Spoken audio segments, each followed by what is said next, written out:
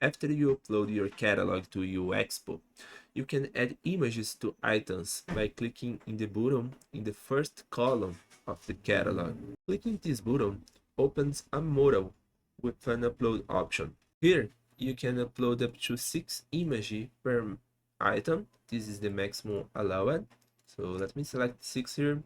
I will click in open, and you can see that all images were uploaded and the item has been updated in the catalog as well. Another important point is that only the last uploaded image will be displayed in catalog view.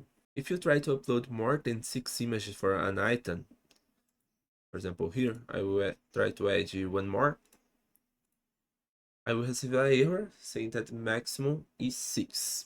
Another way to enhance your catalog information is through the PDF section, where you can upload any file with additional information about your items. For example, here I will select this fruit catalog.pdf document and open. Once uploaded, any user that accesses your catalog can access this PDF by clicking on it.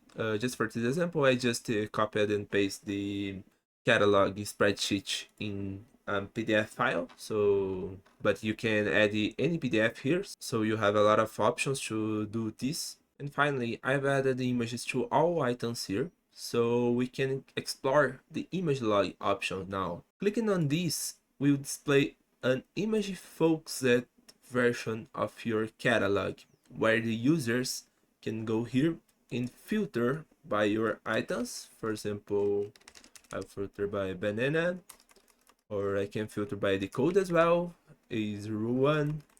The user can sort by the ID or the name in the ascendant or descendant options, and he will be able to find the items that they need. And the user can click on an item to view all images. For example, clicking the grape, we can see all grape images of this item. And if we want, we can click on some of them to see an enlarged version of this image. And then we can close it and see the enlarged versions of all images of this item. Returning to the catalog page, the user can perform various actions to find the items they want, such as sorting all columns by ascendant and descendant version, as you can see here. And they can also apply different types of filters to the columns. For example, I will search here by all products that contains the letter A. We can see that the filter was applied, and we can also apply multiple filters. In this case, I will filter in the unit column by only the items sold by kilograms